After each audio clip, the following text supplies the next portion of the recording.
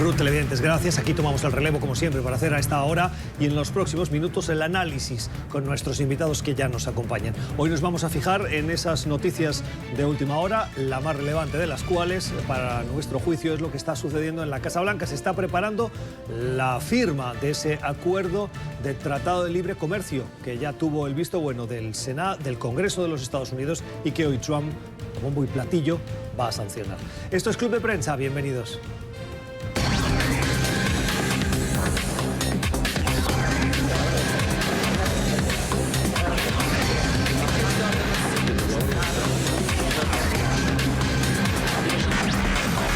Club de Prensa con Gustavo Alegret. Palestina rechaza plan de paz para Medio Oriente presentado por Trump y que cuenta con el apoyo de Israel. ¿Qué sigue? En Bolivia, el candidato presidencial del partido de Evo Morales es citado a comparecer ante las autoridades por caso de corrupción. Y Juan Guaidó llama a sus seguidores en Miami a dar un mensaje de unidad contra el régimen de Maduro antes de su regreso a Venezuela. Comienza Club de Prensa con Gustavo Alegret. Bienvenidos a Club de Prensa, el espacio de análisis de NTN24 con los mejores corresponsales y analistas desde la capital estadounidense. Puede suscribirse a nuestro podcast para volver a escuchar este programa a su conveniencia. Estamos en Apple y en Spotify. Y también puede hacernos llegar sus comentarios a través de la cuenta de Twitter Club Prensa NTN24. Hoy vamos a compartir estos minutos con quienes ya nos acompañan en este estudio, con Ann Hoyt. Ann es periodista, es mexicana, vive aquí en la capital estadounidense. Ann, ¿cómo estás? Muy bien, Gustavo, gracias. Buenos Gracias días. por acompañarnos. También está con nosotros el profesor Eric Langer, es analista político, es profesor de Historia en la Universidad de Georgetown. Profesor Langer, ¿cómo está? Muy buenos días. Es un placer estar aquí. El placer es nuestro. Gracias por acompañarnos. Y también hoy con el académico Emilio Viano. Es profesor de Derecho Constitucional en la Universidad Americana o American University. Profesor, ¿cómo está? Muy bien, gracias por invitarme. Gracias por acompañarnos. Profesor, me quedo con usted. Hoy en la Casa Blanca, el presidente de Estados Unidos va a sancionar, va a firmar ya el nuevo acuerdo de libre comercio entre Estados Unidos, Canadá y México. Una firma que llega después de una batalla que dio durante las elecciones y que le llevó a unas negociaciones intensas, duras en algunos momentos, para renegociar, para actualizar, como dice la Casa Blanca y como ha también reconocido el gobierno mexicano, ese tratado de libre comercio que tenía más de 20 años. En la firma de hoy, sorpresivamente, no van a participar, no están invitados los líderes demócratas. Esto es relevante por el contexto de polarización que se vive, por el contexto de juicio político que impulsan los demócratas en el Senado, a los que el presidente Trump les acusa de no hacer nada, así los califica en inglés, y además teniendo en cuenta que este es un acuerdo bipartidista. Es decir, que ha sido negociado por la administración, pero ha sido incorporadas mejoras o sugerencias por parte de los demócratas, votadas por los dos partidos en las dos cámaras, y ahora el presidente los excluye de esa firma. Sí, bueno, esto, como usted dijo muy bien, es una demostración de la polarización aquí en Washington. Y del hecho también, yo pienso que el presidente está aprovechando de esta semana para declarar triunfos en su política exterior. Por ejemplo, el anuncio ayer del supuesto plan de paz para los palestinos e Israel, y hoy la firma de este tratado, excluyendo a los demócratas para, digamos, decir que es la única fuente de cambio, la única fuente de innovación.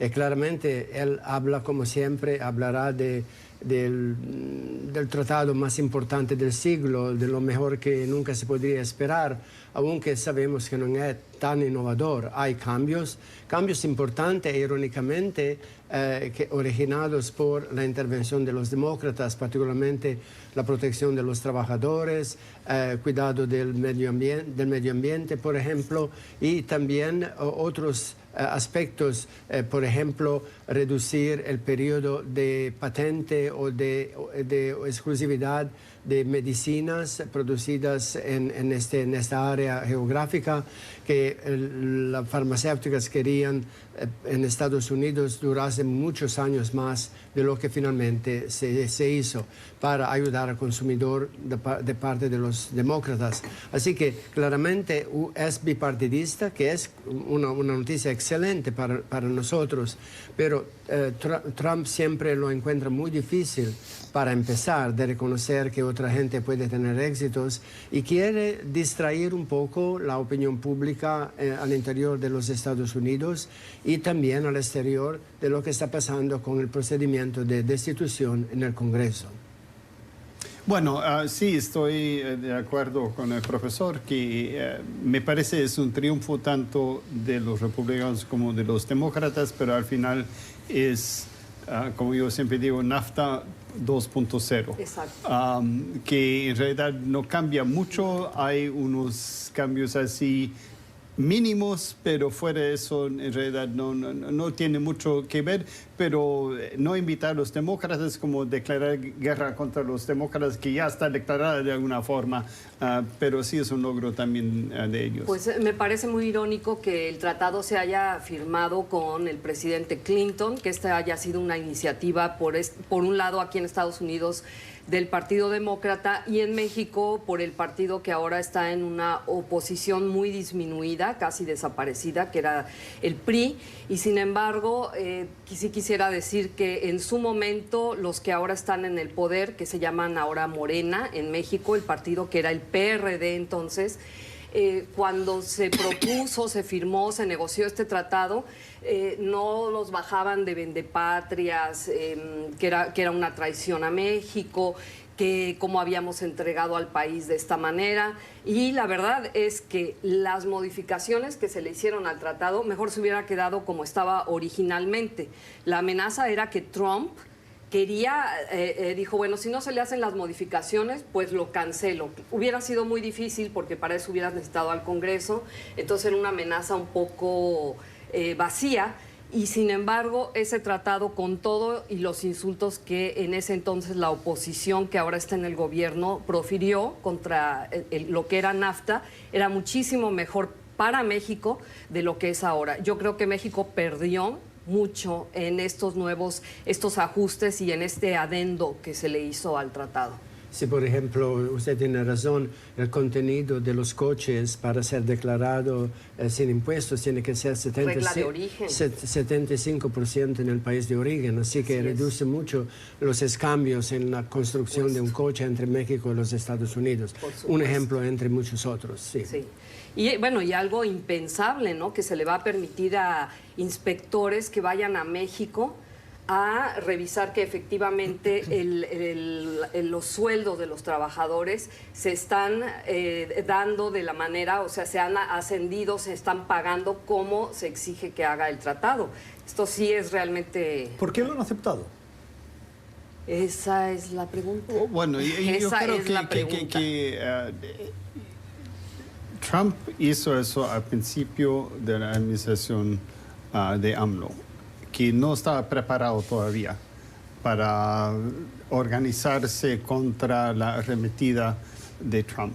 Entonces, desde entonces, realmente siempre ha estado en una posición defensiva porque no ha sabido realmente organizarse, no solamente dentro de México, sino lo más importante no es México para Trump, sino los industriales dentro de Estados Unidos, que México debería haber así organizado para que vayan en contra de lo que dice Trump, porque no les convenía a ellos tampoco y nunca jamás abolir el tratado y todo eso. Entonces, eso, como decías, realmente era una amenaza totalmente vacía, pero yo creo que AMLO no podía, o México no podía contemplar justamente qué iba a pasar, entonces lo tomaron demasiado en serio. Entonces, desde la parte migratoria, ahora con el comercio, todo eso,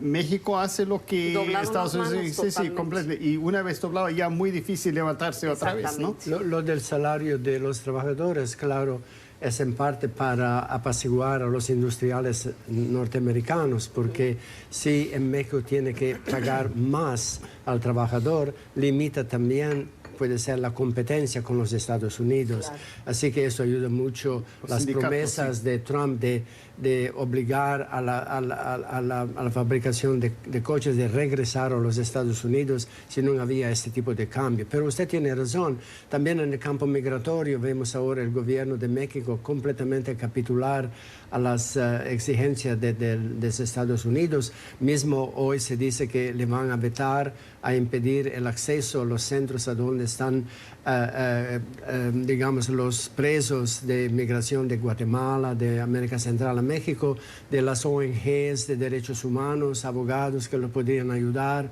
Para decir verdaderamente una línea mucho más dura por parte de México para que complacer prácticamente a Trump. Así que él dice que López Obrador está haciendo un trabajo maravilloso, No, sí, que es su mi gran amigo y todo está bien. ¿Cómo no? Movámonos de asunto, son las 4:40 de la tarde en Tel Aviv, la capital de Jerusalén. Se suceden las reacciones sobre la presentación del acuerdo o la propuesta de plan de paz de la administración Trump, el enésimo intento de una administración estadounidense para poner fin a un conflicto que está enquistado en una de las regiones más inestables del mundo, el conflicto entre Israel y Palestina. Las reacciones se suceden. Irán ha dicho que esa es una traición. Hezbollah ha dicho que va a continuar luchando por el pueblo de Israel. Ayer cientos, miles de palestinos salieron a las calles en Gaza para protestar. ¿Qué dice, grosso modo, esa propuesta de paz? Primero, es una propuesta de paz que se presentó solo con una de las partes presentes, el primer ministro en funciones, Benjamin Netanyahu, que lo aplaudió. Segundo, propone una solución de dos estados, algo que los palestinos a primera vista podrían aceptar, porque es la solución histórica que han defendido diversas administraciones anteriores y que en el momento en el que se podía haber producido realmente un acuerdo de paz con la administración Clinton, todo se acabó desbaratando y ese era un elemento fundamental. Y tercero, parece que da la bendición a Israel para avanzar en lo que se conoce como la anexión de los territorios ocupados que por parte de la comunidad internacional son considerados ilegales. He leído esta mañana una reacción que dice que este acuerdo establece un Estado palestino que no será totalmente independiente, de acuerdo a las fronteras del año 67, y aquí voy a recurrir al profesor de historia, y que no va a permitir que Jerusalén Este forme parte de la cocapitalidad, como lo reclaman palestinos y también lo defiende la comunidad internacional. ¿De qué estamos hablando? Bueno, estamos hablando en realidad de las consecuencias de la guerra del 67 y que Israel tomó territorios de Jordania, también de Egipto. Una parte de Egipto ya fue devuelto, pero el resto no.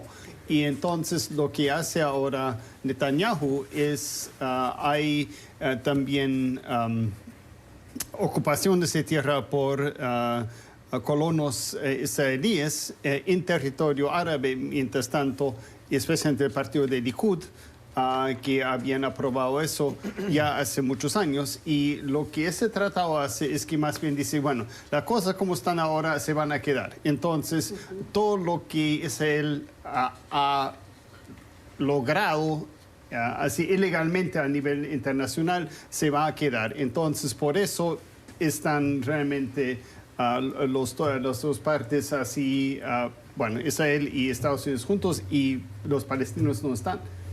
Bueno, claro, primero, como usted dijo muy bien, no fue negociado con la participación palestina, es algo impuesto por los Estados Unidos e Israel. Y nuevamente hemos visto ayer dos políticos, uno de Israel y uno de Estados Unidos, reuniéndose en Washington, ambos bajo la lupa, uno del proceso de destitución, el otro de acusas de actividad criminal, de corrupción en su propio país, que se dan la mano para ayudarse, no a lucir en frente de la comunidad internacional. Tenemos también que tomar en cuenta, si se puede decir así, que Trump siempre piensa en su propia reelección, en su propia ventaja, y esto es para complacer mucho a su base aquí en los Estados Unidos, particularmente los evangélicos que han jugado un papel muy importante en su elección. Es una cosa netamente electoral, claro, de alguna forma. Y a ellos no le importa para nada lo que pasa con los palestinos. Si uno interpreta la Biblia literalmente, los palestinos son un pueblo que debería desaparecer, dejar todo a los hebreos como dice la Biblia, ¿no? Sí. Es esto un poco la interpretación muy peligrosa que se está haciendo en este país. Y además vemos poco a poco los Estados Unidos conceder, aprobar, reconocer la toma de territorio, ¿no? Los saltos de Golán ahora, Trump dice son parte de Israel, no de Siria. Lo mismo con la Cisjordania y también el territorio de Egipto. Bueno, sí, es por eso que los evangelistas han apoyado tanto esta postura de Estados Unidos, y eso le ha dado mucha fuerza para poder negociar del lado de Israel, porque para los evangelistas efectivamente en la Biblia está dicho además que la segunda venida de Jesucristo va a ser cuando ya Israel esté en manos de los hebreos nuevamente. Lo interesante es que en esa referencia que hacen dos de nuestros contertulios al movimiento o a los votantes evangélicos en Estados Unidos, coincide en las últimas semanas que una publicación de referencia para los evangélicos ha publicado editoriales en las que es muy contundente con el mandatario por su comportamiento que rompe la ética de un comportamiento esperado de un presidente estadounidense.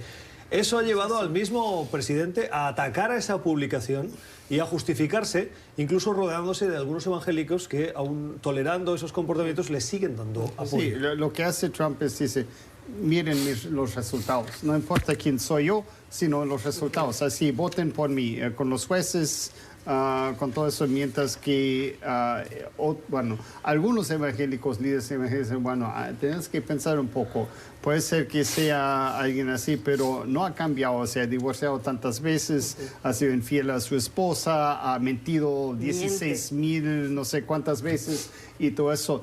¿Eso puede ser nuestro líder? ¿Cómo es eso? Bueno, ellos dicen que claramente en la Biblia también hay líderes como el rey David y otros que no eran para nada perfectos. Cuando hay esa referencia, a mí me hace mucha gracia, porque solo hay un caso en toda la Biblia en el que se produce ese episodio de adulterio que acaba con el asesinato de uno de los generales del rey David, para intentar hacerse con la mujer, como si la mujer fuese un objeto, dicho sea de paso. Pero es interesante cómo toda infidelidad del siglo XX, de la actualidad, está justificada y amparada por hasta el rey David cometió adulterio. El señor perdona. Y entonces tengo carta de blanca para comportarme así. No, y antes fue, creo, un trato diferente, en el sentido de que podías pecar mientras que entonces te arrepentías. Pero Trump nunca se ha arrepentido, más bien lo que he hecho está bien, caramba, ¿qué van a hacer? Y en ese sentido, eso es un cambio muy importante que antes no había. Eso es la protestante, yo creo que eso ahí es ya cuando entra en lugar del catolicismo, el protestantismo, porque ahí mientras tú estés con Cristo, Cristo absuelve todos tus pecados, mientras que con Trump no está con Cristo, ni lo ha dicho, ni lo no, claro. Además, al principio eso es de risa, ¿no? Porque yo recuerdo en una de sus primeras entrevistas, antes de que siquiera se lanzara como candidato, dijo, no, yo Dios, no, hombre, ahí está en YouTube. No, yo Dios, yo para nada, o sea, yo no me meto en eso no sé qué, pero cómo es flexible, ¿no? Con sus convicciones. La base de Trump, es, particularmente los evangélicos, subrayan más lo que están obteniendo por Trump, como un enviado de Dios. Pero esto hace lo mismo los republicanos. Hubo pastores protestantes que dijeron que era un enviado de Dios para asegurar que los jueces, por ejemplo, sean muy conservadores y haya dictámenes contra el aborto, por ejemplo, el control del cuerpo de la mujer, y después naturalmente lo de Israel, etcétera, etcétera. Vale decir, es cambiando, digamos, no hablar de la moralidad o de la inmoralidad del presidente en el cambio de lo que están obteniendo. Esto es Club de Prensa, hoy con Ann Hoyt, con el profesor Eric Langer y con el profesor Emilio Viano en este repaso de la actualidad. Escuche este programa a su conveniencia, suscríbase a nuestro podcast. Estamos en Apple y en Spotify, y nuestra cuenta de Twitter, donde puede usted comentar los puntos de vista que escucha en el programa, Club Prensa NTN24.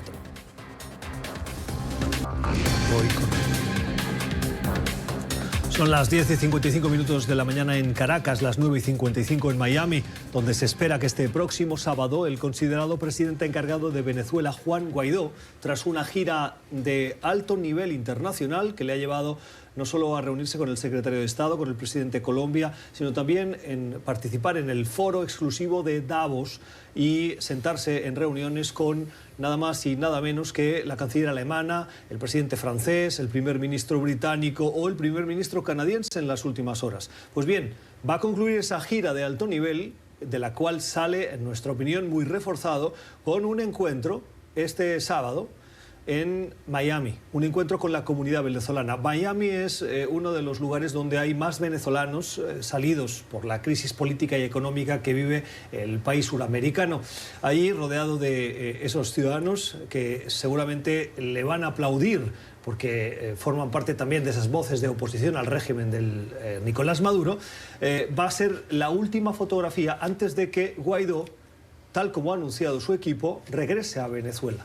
Recordemos, Ann, que Guaidó no podía salir de Venezuela porque tiene una orden de prohibición, pero la gira internacional ha demostrado que, uno, si quiere sale, y dos, lo hace desafiando al régimen porque la vuelta, si se confirma, será de la misma manera por la que lo hizo, aunque tampoco esto está confirmado, pero podría hacerlo a través del aeropuerto internacional de Maiquetía, haciendo un llamado a los suyos para que acudan y lo reciban en un nuevo pulso al régimen de Maduro. Además, yo creo que él se encargó de que la opinión pública mundial, que los ojos del mundo estuvieran puestos en esta gira que hizo. Hubiera sido muy difícil, yo creo, para el régimen venezolano tratar de imponerse como acostumbra a hacer, pues, sobre todo dentro de las fronteras del país. Vamos a ver qué tal le va. No han dicho todavía dónde va a ser la reunión y a qué hora, pero va a ser este sábado en Miami y es de esperarse que tenga una gran convocatoria. Y bueno, vamos a ver si después de toda esta fuerza que, como mencionabas, Gustavo, trae de esta gira, pues aumenta el poder de convocatoria de Guaidó y además que pase de las palabras a la acción, porque yo creo que hasta ahora yo pienso que ha sido hasta cierto punto un líder inefectivo y que en buena parte lo que está pasando en Venezuela no ha podido tampoco avanzar porque no ha habido más agresión. Como decía fuera del aire a Eric, yo realmente no le veo patas para gallo a Juan Guaidó. Qué peligroso esto de revelar los comentarios que se hacen fuera del aire. Sí, ¿verdad? Mejor no. Lo que pone usted en boca de otros es lo que otros no han querido decir al aire. No, lo dije yo, pero... Está bien, profesor. Estoy totalmente de acuerdo, más bien, y por eso, en primer lugar, cuando Juan Guaidó vaya a Miami, va a recibir un baño de cariño por todos los venezolanos exiliados allá, que son de clase media, todo eso que realmente, digamos, es su punto de apoyo. Claro. Pero hay que notar varias cosas. En primer lugar, no obtuvo una entrevista con el presidente Trump, que creo que es importante. Pero, eso profesor, debería... no cierre esa puerta tan rápido. No está confirmada, confirmada, es cierto, pero el encuentro es el sábado y el último evento público conocido de Guaidó es el lunes con Justin Trudeau. Sí, bueno, Que la gran pregunta que nos estamos haciendo los periodistas que estamos intentando saber dónde está es qué hace una persona como él entre el lunes en la noche y el sábado en la mañana. Sí. Durante todos esos días, ¿dónde está Guaidó? ¿Qué está haciendo? Sí hemos podido confirmar, y esto lo puedo compartir si quieren con la audiencia, que de momento no estaba prevista una reunión con, por ejemplo, en la OEA con el secretario Luis Almagro, porque podría ser una de las figuras que Guaidó querría buscar para reunirse. Y debería reunirse con él, como mínimo. Además, se había hablado también la posibilidad de encontrarse con el presidente Trump, ¿no? Pero no está confirmado. Entonces, el profesor lo descarta y lo que le digo es... Sí, pero no sabemos. Si cuando lo veamos en Miami el sábado, yo ahí le digo probablemente. También existiría la posibilidad de que lo recibiese en Mar-a-Lago. Exacto. Sí se va el fin de semana el presidente, que sí. pero otras fuentes también lo han descartado. Por lo tanto, sigue la gran incógnita con un muy profundo secretismo sobre qué está haciendo Guaidó estos días. No, tienes razón, pero yo creo que hay un contraste aquí también entre la figura internacional que es Juan Guaidó y la figura que está dentro de Venezuela. Lo que está haciendo el régimen de Maduro es bueno, en primer lugar tiene control sobre casi todos los medios, entonces no se ve mucho lo que pasa afuera, pero dentro del país se dice, bueno, pues que se vaya, no importa porque no es una persona importante. Entonces están jugando eso y hasta ahora les ha servido bastante bien, porque más concentrándose en Guaidó, y eso ha dicho Diosdado Cabello, que es el segundo en poder allá en el régimen de Maduro. Entonces, más atención sobre Guaidó también dentro del país. Entonces, descartan eso, bueno, que importa mucho. Bueno, yo pienso que sí, es verdad que Diosdado Cabello menospreció, ¿no?, el proceder de Guaidó al exterior, pero me parece que fue un triunfo importante para él, porque claramente él se encontró con todos estos líderes recordándole que él es el presidente interino de Venezuela y reforzando los lazos con ellos y además presentándose personalmente con ellos. Lo que pasó en España naturalmente fue un poco problemático, ¿no?, con el presidente Pedro Sánchez, que se rehusó de encontrarse con él. Esto fue sorpresivo en parte, podría ser la influencia de Podemos, que nunca le gustó lo que pasó con Guaidó en Venezuela, pero al final es una gira muy importante para reafirmar que él es el presidente, para reanudar y reforzar lazos y para ser reconocido, ¿no? Lo encontramos, hablamos, mismo se encontró rápidamente en un pasillo con Angela Merkel de Alemania, así que yo pienso que fue muy positivo para él y para supuestamente un cambio político en Venezuela, eventualmente. Y hay que recordar que Guaidó inicia esta gira después del intento del madurismo de terminar o de cuestionar o de ensombrecer su liderazgo como presidente de la Asamblea Nacional, con ese juego de sillas, uso de las fuerzas del orden para evitar la entrada en el Parlamento venezolano de los diputados para poder votar, lo cual, profesor, minó en aquel momento frente a algunos el liderazgo y la fuerza de Guaidó. Pero por marzo entró y creo que eso también nos reforzó otra vez como líder y fue votado otra vez porque ese intento de Luis Parra de volverse presidente no funcionó para Maduro. Entonces sigue por lo menos la espina del régimen de Maduro allá en Venezuela como líder, pero hasta ahora no es mucho más que eso, porque justamente el régimen de Maduro no depende de la Asamblea, no sino de la popularidad dentro del país. No necesita, porque vive del contrabando de oro, vive del petróleo. Todavía China y Rusia están apoyando todavía al régimen de Maduro, entonces ellos viven sin tener popularidad, sin un régimen democrático, porque en realidad lo que controlan más que todo es Caracas. Y no necesitan controlar más porque con eso ya es suficiente, que es un enorme lástima porque Venezuela para mí se ha vuelto ya un estado fallido. Por eso fue importante, ¿no?, que él hiciera este viaje para anunciar en uno de los periódicos en todos los países de la Unión Europea, mismo aquí en Estados Unidos, que aún está viva la esperanza, no que haya un cambio, porque si no, claro, desaparecería del radar, de las pantallas de televisión, de los periódicos, y la gente se olvidaría, lo daría por sentado que ya todo pasó y no va a tener éxito. Así que yo creo que fue muy inteligente de su parte, particularmente si ahora regresa por el aeropuerto internacional para presentarse, ¿no?, como no tengo temor, regreso, soy el presidente, daría euforia a sus seguidores, yo pienso. Y sería también muy positivo al interior del país. Un triunfo de relaciones públicas, ¿no? Sí, claro. Sí. Y del liderazgo, que es en eso en lo que en gran parte se basa en la figura de un presidente que gestiona, pero tiene un equipo de gestión y él está liderando los grandes temas del país. Son las 14 minutos en Puerto Príncipe, en Haití. El coordinador del Grupo de Lima, del que forman parte 14 países, el grupo que se creó en el año 2017, el 8 de agosto, en la capital peruana, ha anunciado que se incorpora Haití como nuevo país a ese grupo. El objetivo del Grupo de Lima es trabajar en una estrategia coordinada de los países de la región para buscar soluciones a la crisis política, económica y humanitaria que vive Venezuela. Se ha significado este Grupo de Lima por su oposición y crítica, siempre en la vía diplomática, al régimen de Nicolás Maduro, y ahora Haití vuelve y suma un voto más en ese Grupo de Lima.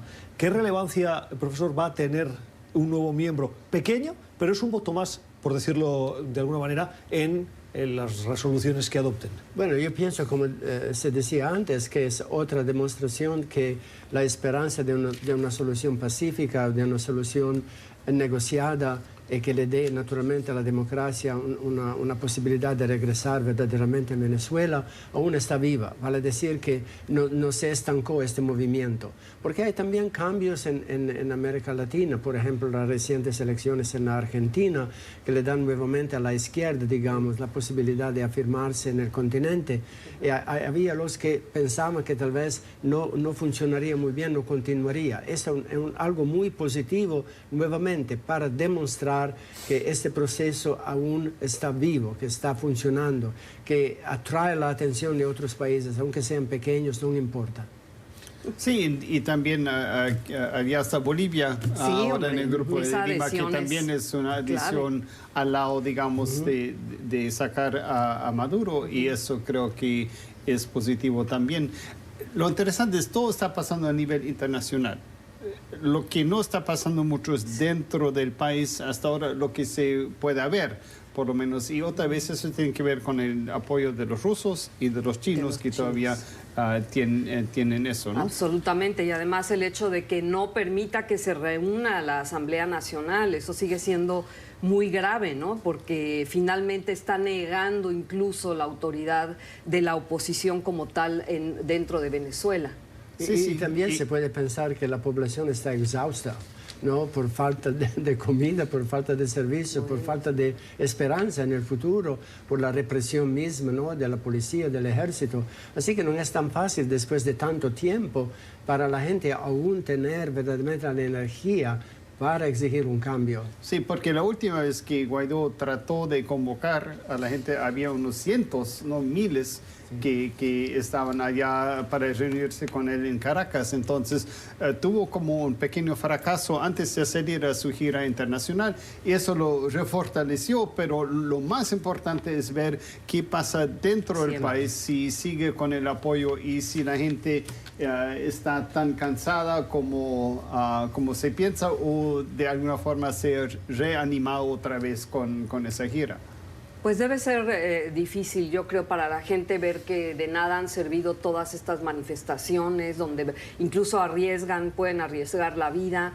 Entonces creo que la tienen muy difícil y pues... En un cierto sentido, si se puede decir así, se puede ver también en Estados Unidos, ¿no? A donde después de tanto trabajo para demostrar que el presidente Trump tal vez no es el mejor presidente de los Estados Unidos, su base en el país ya continúa a decir que todo está bien, que lo apoyan, que lo van a reelegir, que es el mejor, con todo lo que se habló de destitución, todo el testimonio. La gente dice, yo, ¿qué es esto? No me interesa, o es una farsa, o no tengo el tiempo para interesarme de esto. La fragilidad nos recuerda la fragilidad de la democracia. Mismo en un país como Estados Unidos, y la dificultad de animar a la gente a defender sus derechos más que sus intereses económicos que supuestamente esta administración de Trump ha mejorado.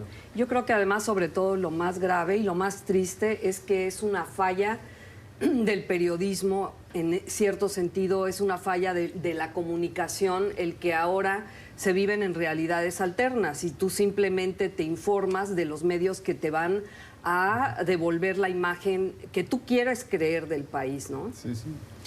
Esto es Club de Prensa. Vamos a una nueva pausa. Antes les recordamos que se pueden suscribir a nuestro podcast. Estamos en Apple y en Spotify, donde pueden escuchar este programa a su conveniencia. Y también en nuestra cuenta de Twitter, Club Prensa NTN24. 10:14 de la mañana en Lima, en Perú. Se están analizando y ultimando la composición del nuevo Congreso surgido de las elecciones de este pasado domingo.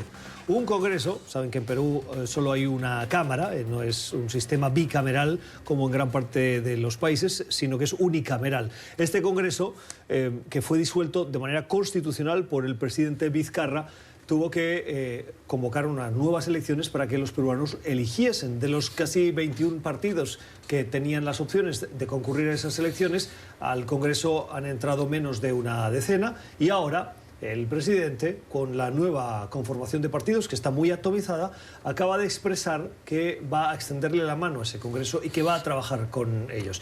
La piedra de toque que ha mantenido el pulso y la riña y el nivel de tensión política en el Perú hasta la disolución del anterior Congreso fue la reforma, una serie de reformas, pero particularmente la reforma del sistema de justicia que Martín Vizcarra quiso impulsar y que el Congreso le negó por más de 2 veces. Eso llevó a que, de acuerdo a la Constitución, el presidente tenía la potestad de disolver el Congreso y convocar nuevas elecciones. Este Congreso, surgido de esta convocatoria extraordinaria de elecciones, tiene el mandato hasta el final del periodo legislativo previsto, que es hasta julio del año 2021. ¿Se va a entender Vizcarra con el Congreso? Yo creo que sí, eso fue una gran jugada y creo que la ganó completamente porque Fuerza Popular, que era de Keiko Fujimori, ya perdió muchísimo, ya no es la fuerza que era antes. Entonces, como decías, hay muchos partidos, entonces como presidente él tiene la posibilidad de negociar, si lo hace bien, con varios partidos para crear alianzas estratégicas para entonces poder conseguir lo que él quiere legislativamente. Entonces, yo creo que en realidad la jugada perfecta política que él tuvo éxito y con eso ahora obviamente tiene que aprovechar de esa coyuntura para seguir adelante con eso.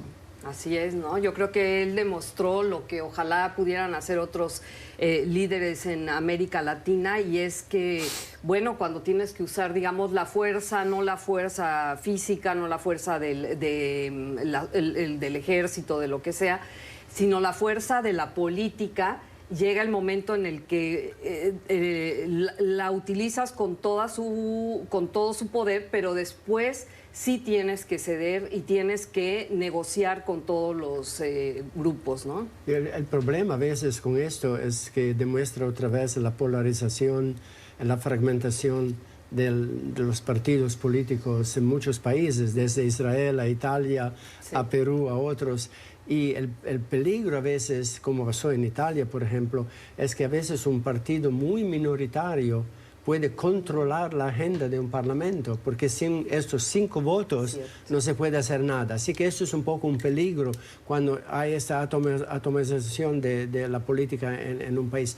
Es un fenómeno contemporáneo muy preocupante, que la gente verdaderamente no se entiende más muy bien y no quiere, digamos, untarse y permitir, digamos, una negociación sincera. La gente se aísla, ¿no? Se aísla. Pero, profesor, me parece interesante ese argumento, y hay otro que se contrapone, y es el de el presidente, con esa disolución de ese Parlamento por sus pistolas, por decirlo de una manera muy coloquial, puede rezumar un cierto autoritarismo. Entonces, ¿dónde está el equilibrio?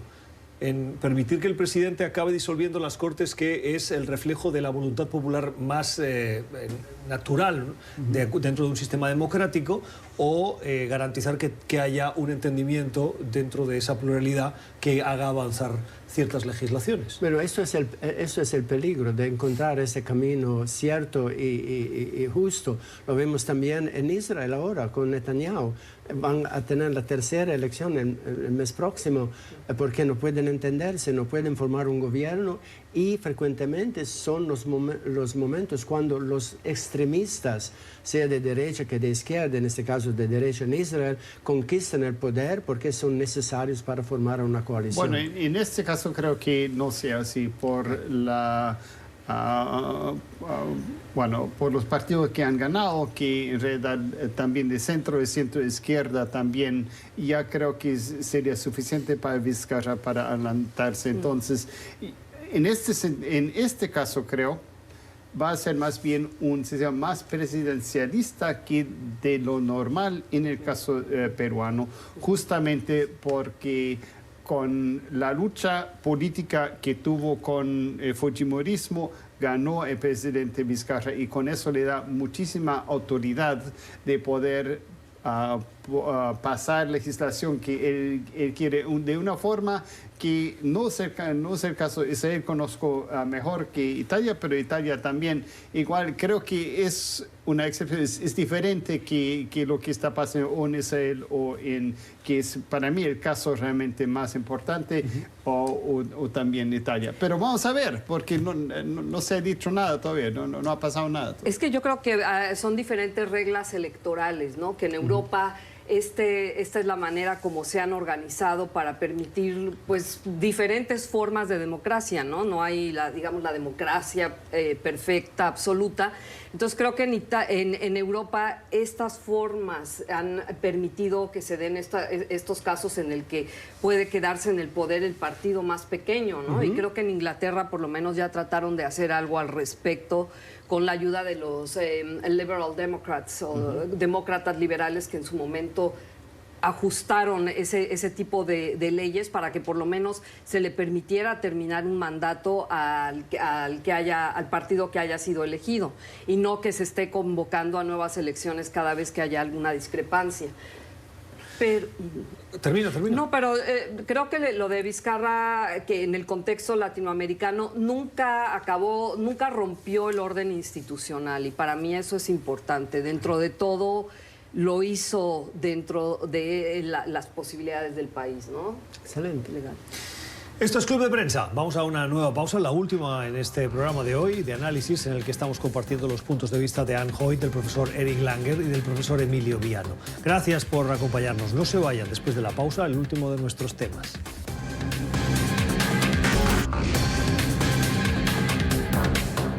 Cuatro minutos y las 11:30 de la mañana en La Paz, Bolivia, donde arribó en las últimas horas al aeropuerto internacional de El Alto Luis Arce, que es el candidato del movimiento al socialismo, el movimiento de Evo Morales, el partido político de Evo Morales, que va a concurrir a las próximas elecciones. Arce es el jefe de filas, el cabeza, el aspirante a suceder a Evo Morales en esas elecciones.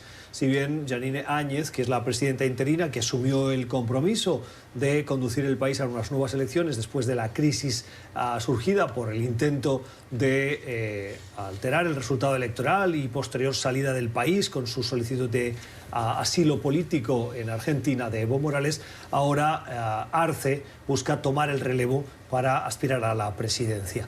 Lo que ha pasado en las últimas horas es que Arce, que fue ungido, utilizando un lenguaje religioso, por parte de Evo Morales en Argentina, ha regresado al país y a la llegada la Fiscalía General le ha comunicado una citación para declarar en el caso de supuesta corrupción en un fondo para proyectos indígenas, lo cual es un dardo en la línea de flotación de una de las bases más fundamentales del movimiento al socialismo. Si se acaba demostrando esa corrupción, el movimiento al socialismo ¿podría quedar tocado?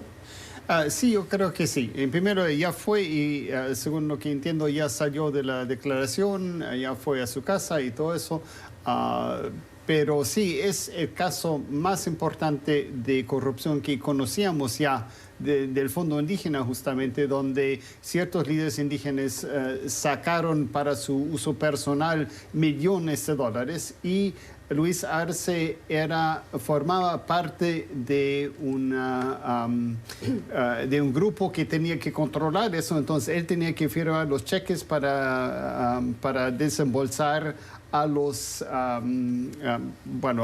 que iban a participar en eso como ministro de Economía. Entonces, en ese sentido está muy involucrado, y si demuestran que realmente él participó en eso, eso le quita mucha posibilidad como candidato y al mismo tiempo puede ser que tenga problemas entonces judiciales para poder seguir adelante. Pero bueno, volvemos a esto de que la gente va a creer lo que quiere creer de alguna manera, por lo menos sí. en ciertos sectores se dice que todo lo que está pasando en Bolivia, con además el gobierno no legítimo de Áñez, así es como se le menciona, Y, ¿Por qué gobierno no legítimo? Que porque sacaron, bueno, por lo menos en México, los simpatizantes de Evo Morales, que como sabemos son legión, dado que ahí lo tuvimos, pues dicen que es que obligaron a Evo Morales a salirse, que a pesar de que él haya renunciado, pues si te dice un general que mejor renuncies, pues esa es mejor prueba de que te están sacando del país, ¿no? Sí, claro, porque se habló mucho de golpe, ¿no? Contra Evo Morales, aunque fue él que postergó su salida en contra del voto de la población del país. Claro. Nos recuerda bastante lo que pasó también en Brasil con Lula da Silva, Dilma Rousseff, vale decir que hay estos programas para indígenas, para trabajadores, para sectores de la sociedad olvidados, que al final se transforman en una fuente de corrupción muy profunda.